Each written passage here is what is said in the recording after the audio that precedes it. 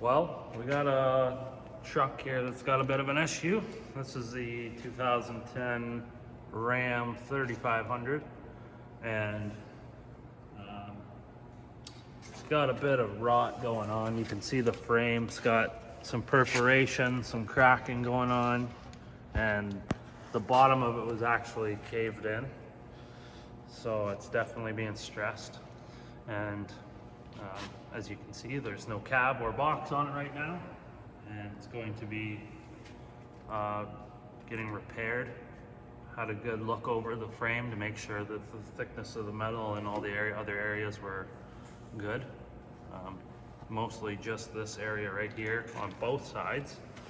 And my suspicion to why that is probably the way the frame is shaped. You can see if water and whatever else gets inside of the frame, it's going to want to roll down into this area, and then from driving forwards, any water is going to want to probably roll it back and pool in this area, which probably is why it's rotting out there the most.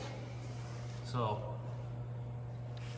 yeah, basically just tearing it apart to do a repair on it. Thought you'd want to see what it looks like. And